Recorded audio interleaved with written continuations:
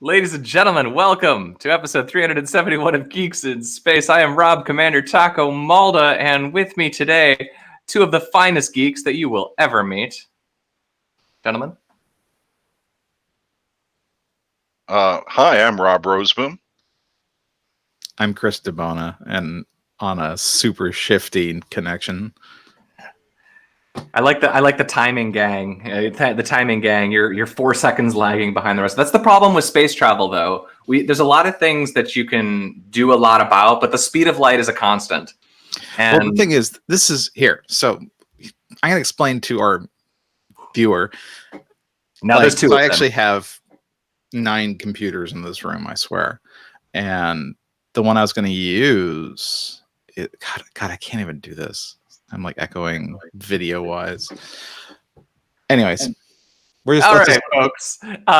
So the best story that I had for the week is there's a man in Virginia who is wearing TVs on his head and then sneaking out under cloak of darkness and leaving TVs on porches. I love this story. It's Virginia. I used to live there. There's a part of me, I'm like, I think I know this guy.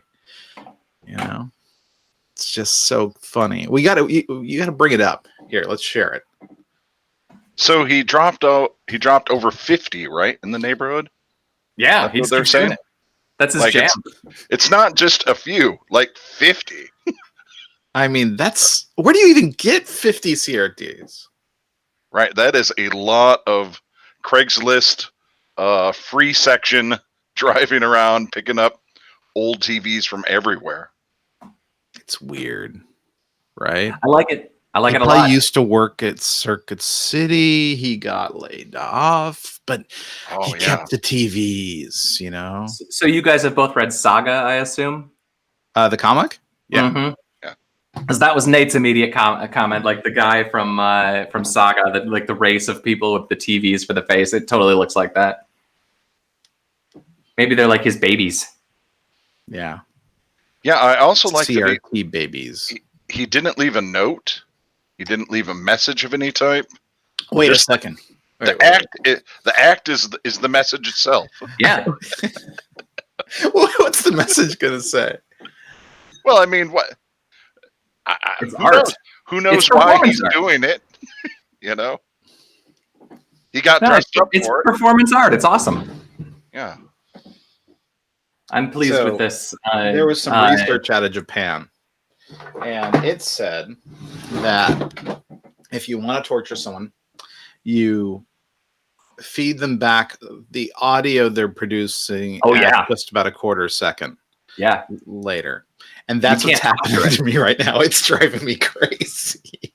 Take your headphones and shove them up your bum. Does that fix that?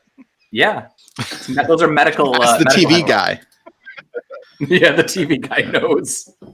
Maybe that's what did it. He had 2 TVs in his room, but like one had like a tiny bit of lag induced by like an old DVR. And that caused him to go slowly insane. And the only solution for that is to leave equally spaced TVs around Virginia. Maybe that's it. It's possible. I'm going to try my potato camera. Photos. That's fantastic. Okay? Yeah, you can. Okay, yeah. So the other one that I had that was good for the week is that scientists have finally found the solution to cow farts. Thank goodness. Well, it does create a lot of methane, Chris. Yeah, it turns out the answer was... I'm not being sarcastic. This is actually really good news, right? I think we can all agree this is great news, that if we can solve the cow fart problem, we can eat a lot more meat. That is good. Have you tried an Impossible Burger yet? Oh, yeah. No, I had a... Tracy Jardinier made me an Impossible Burger, back before they released it. It was actually, if you eat them... So to our viewers and listeners, Impossible Burgers are good if you get them like medium rare. If you get them like anything more than medium, they're just hockey pucks. They're vegan hockey pucks or whatever. So yeah, if you go for the medium rare and you get a bit of the red, it's actually pretty okay. It's like a longer grain meat. It's hard to explain. It's like a longer grain meat. and it's kind of a plant, but it tastes meaty. I wonder. I know hamburger is the easy step before steak. I wonder how far away they are before actually trying to make a steak. Yeah, that's a good. Probably quite a ways. I mean, the problem is the texture one. Well, I mean, so the question is it a steak for people with good taste, or a steak for like Jeremy Allison's who only eat well done meat? Because you can Meat killers. simulate a pile of cinders. Well, the other thing that I've right wondered, away. and this is purely from a food production standpoint, I know when you butcher a cow, the ground beef is basically everything that's left. I always have kind of wondered, do we have an excess of steak? It's not. Or do we have That's an a meat- excess of ground beef? No, you see that's a meat byproduct that you're describing. A proper hamburger is usually ground chuck. So Yeah. it's actually a cut, but it's a cut that people don't normally eat because it's a little too tough. And yeah. So And with the fancy-fying of hamburgers, lots of them now have short rib mixed in with them. Oh, and yeah. other choice cuts. yeah. I I don't had know. my I first find ever short rib hamburger. really rich. What's that? Yeah. I had a short rib hamburger for the first time ever in like just a few weeks ago, and it was just unbelievably good. I don't know how this has been not a part of my life. Yeah. I really like meat. I guess that's the. I'm right there with you. Hey, I had a babysitter last night for the first time. You ate a babysitter? I ate a babysitter. Well? This may be the strangest segue we've ever had in the show. Could be. Go on. I turned her into ground chuck. Actually, in this case, it was ground Grace. But Grace, no, that's great. She's in town. Yeah. Cool. But I got to go see Once Upon a Time in Hollywood. And I confirm the Tarantino foot thing, because we had talked about that a few weeks ago, and it was never something that I had really been consciously aware of. But yeah, there's like 5 gratuitous foot shots in that movie. Now that I think back to like Death Proof, like there's an entire segment that's just a girl with her feet out the window of the car, right? Yeah. I'm like, Well, he's Kill really Bill, into that. Kill Bill, there's a big scene when she gets the crap beat out of her, where she's barefoot and has dirty feet and legs too. So. And Pulp Fiction has the whole thing. I'm the foot effing master. Yeah. Dude likes feet. Yeah, I mean, isn't it detracting from the art though? At some point, Well, okay, there were enough things to detract from the art in this movie to begin with, but mostly I would just blame it. So what did you think? What did you think about the movie? It's a fine movie, but it is clearly the case of the director who obviously has Final Cut and really wants to give you really long sequences for you to listen to his sweet soundtrack. Because there's got to be 10 minutes of this movie with just like people cruising around in cars listening to cool music. And don't get me wrong, I like listening to cool music. And in fact, I listened to the soundtrack to the movie this morning. And there's great music in there. But just purely from a pacing perspective, like I feel like you could have cut 10, 20 minutes. Like it doesn't take 4 minutes of video for the character to get from place A to place B, unless you're going to really develop something during that time. And like, there's a big introduction scene, maybe a third of the way in, where you see Brad Pitt's character travel from Leonardo DiCaprio's house to his house. And there's some development in that scene, but there's a lot of other scenes where it's just like, we are just going to listen to music for a few minutes. The movie itself is good. It doesn't really feel like it's going to follow the traditional 3-act story structure or anything. It's kind of like there's characters that are pretty sparsely developed, but there are so many cool scenes and just cool little bits of dialogue. It does seem like Tarantino. So Leonardo DiCaprio's character is a movie star, a TV star from the 60s. And so throughout the movie, you have like scenes from his movies. And it seems clear to me that Tarantino was like, I have this old camera. I would like to film tribute scenes to movies that I really liked. And he goes nuts with those. And so those scenes really do look like the homages that he's paying. It's pretty sweet. And then they pay off some of that stuff really well in the finale. But I mean, it is definitely light on story but very fun on moments. So like It's 30 like million, Family Guy. $30 million worth of licensed music and driving around. There's a lot of that. Yeah. It's absolutely a watcher, but I can't really truthfully say that that's a go see it in the cinema while you have the chance sort of movie. It would have been just fine on Netflix. So I don't know if y'all ever read the book by Ben Elton. It's called, I think it's Gridlock is the name of it, and it basically starts and it's about like an advertising person who's doing ads for cars.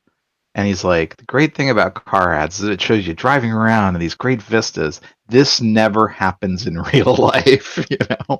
And like, I'm just picturing like, you know, who can live in Los Angeles and think the big open road is such a common, you know, because it's basically one huge parking lot, you know, from San Diego all the way to like Santa Barbara. You know, I so it's actually like, did really want to look up. John Dykstra was credited for the special effects, and I do want to look up what they did for special effects because, like a lot of the, got rid of all the traffic. well, there's a lot of scenes of them driving down old Hollywood streets, you know, with like classic neon and stuff. And I'm curious if those are, if those are replications or special effects or sets that they built, or just are those places that are just old and still kind of look like the 60s. Here's the thing that I had a moment of really weird realization halfway through the movie. I was thinking, you know, to Tarantino's age and era, the setting of the movie is, let's say, maybe 20, 30 years before Pulp Fiction, at which point Tarantino is, in his 40s, 25 years. But we are sitting basically equal distant. Like Pulp Fiction is almost exactly halfway between now and the setting of this movie, which is really weird if you think about like the moment. So he's really writing a movie so he can show off stuff that happened at an era in his life. And to me, like that would be like the late 80s, you know, like Yeah, that, like I that era, mean- like I was that age. Yeah, I mean, because he's not much older than us, right? No, he's like So- 60, isn't he? He's like 62. Sorry, he's not that much older than me. So he's 12 years older than me, right? So that means he was born in, what, 1960? You know, so... No, No, it's 1955? Yeah. Yeah, no, he's just it's a love letter to a place and an era. It's worth seeing. Eh. It's So here's the question. Like, is his Star Trek adaptation going to be like all from like the knee down? You know, like we're going to see like Klingon feet. Yeah. We're going to see, it's going to be Foot Trek, right? So, you know, like we'll see Christopher Pike's wheels, you know, the very bottom of the wheels. You know, if they ever do another Star Trek at this point, I feel like they're going to just have to get a whole new cast and set it in a whole new place anyway, because I think that ship has sailed with that batch of actors. Ship sailed, good. Yeah. So here's the thing. I finished up Star Trek Discovery Season 2, Mm-hmm. and I got to tell you, you know, as much as I start off every season kind of hating it, by the end of it, I'm like, I'm super into this. That last episode was good. It was great. Like they paid it save off. it for the big screen. I mean, they pay off so well in that show. You Yeah. know? My only complaint, and I feel as if we can say this now because we're a couple months beyond the air date and without spoiling things, they left the show basically There it goes.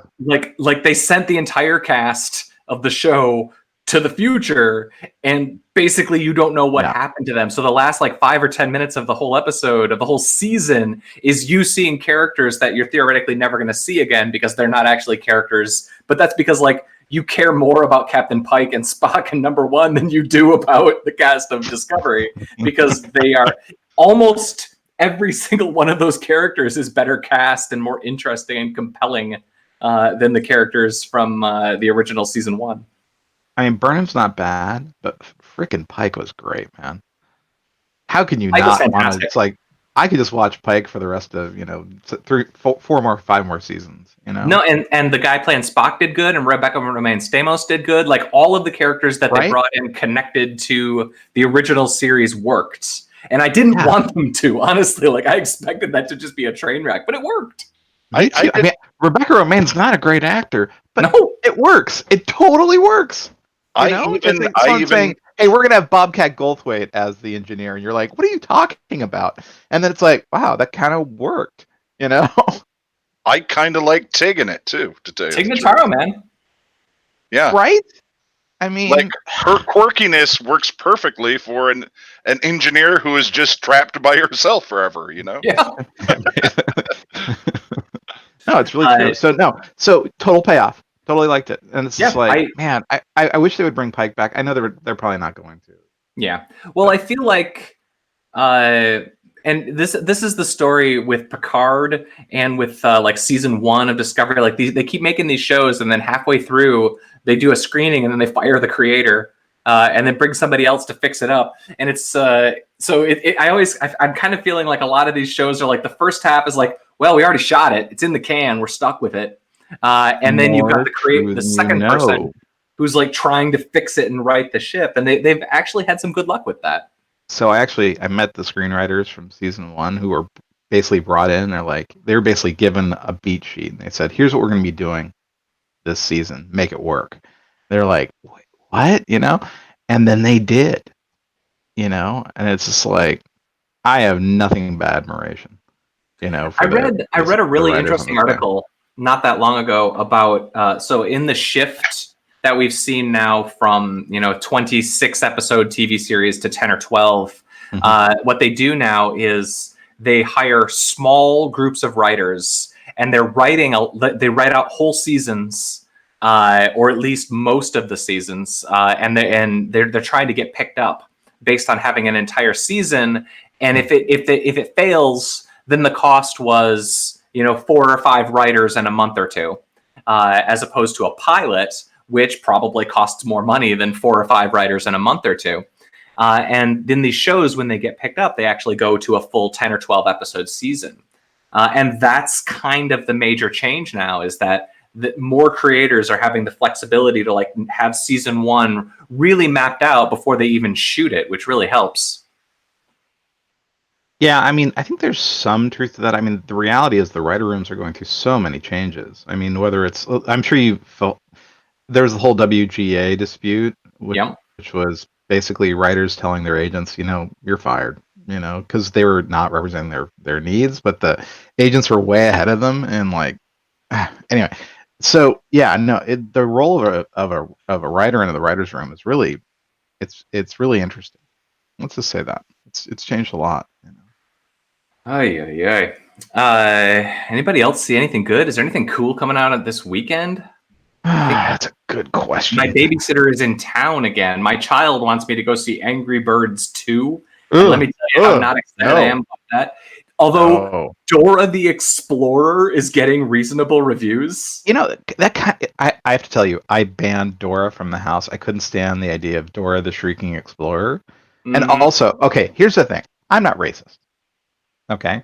It's really important I start the story after that sentence is immediately, by definition, racist. It's going to sound racist. I know. But you have to realize, I didn't even allow Dora the Explorer in the house because the one time I'd seen it at like one of the friends' kids' house, it was just like screeching, right? Yeah, but through pop culture, I know that there's a Diego, there's a Bones, and that one of them is a monkey. But I didn't put it together which one was a monkey. So I thought that the Hispanic kid was the monkey. So I was like talking to somebody. I'm like, "Oh, you're watching Dora. I can't do it." I mean, Dora runs around with some monkey named Diego, and they're like, "Oh no!" They're like, "No, Diego's not a monkey. He's her friend." And I'm like, "No, what? The monkey's not her friend?" And I just didn't get it, So context, not racist. I just didn't have the context. So the point I'm trying to make is that the trailer looks great. It looks like Jumanji fun. Like it's Jumanji, but kids, it's self-aware. It's kids. It's like Spy Kids. It's like kids saving their parents. I mean, who doesn't want to see this? This sounds great. It's self-aware. It knows that it's silly. There's shots of like, and Dora pulls out the knife, and the kids are like, "Of course she has a knife." Like that's the sort of like. How'd you get that on the plane? Right. Yeah. She also brought the snake. So like, I'm telling my kids that like I would take them to see Dora. And they are like, "No, we wish to go see Angry Birds 2. Oh, just don't. I'm gonna have to. No, you don't. Have to. That's how it works. You don't. Take them to Far From Home again or something. I finally saw that. That was good. I took my kids to see that one twice, and the second time they nearly revolted and joined new parents. Wow. And they're fine with it, but again, we've talked about this before. My kids hate movies. Well, I have to tell you, Mysterio still just not. It kind of felt so. I find Tom Holland very charming. I thought it was a great show, except for everything to do with the villain. You know, it was so thin, especially at the end. It's like, yeah, I'm sorry, I just don't buy it. You know, I hear you. I don't want to spoil it, but Mysterio's lame. See, I enjoyed it. I enjoyed how they tied it back into earlier MCU films. I enjoyed a lot of it. I thought that the special effects, J.K. Simmons. So, that reveal, my children did not understand why I was cheering. Like I was so cheering. happy. He's just the best, you know. I'm like, Yeah. oh yes, J. Jonah Jameson, my J. Jonah Jameson, you know. Right. It's cool too because it looks like the J. Jonah Jameson that they're going to put forth into the MCU is basically going to be the same deal as the PlayStation 4 version of J. Jonah Jameson, which is awesome. I'm all for it. Yeah.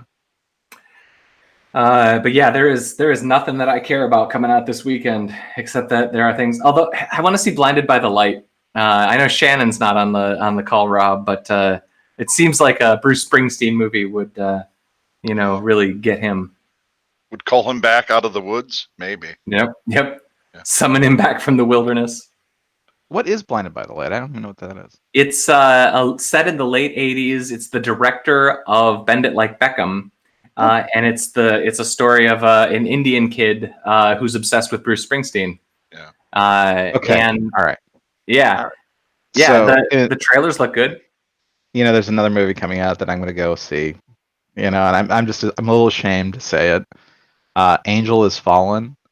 Oh no! Because London Has Fallen, Olympus Has Fallen. They're good. Terrible movies, but they're so good. Well, they're Fast and the Furious. They're Fast and the Furious level, over the top, self-aware, ridiculous. Super over the top. Like London Has Fallen was ridiculously over the top. I mean, how can you not like that?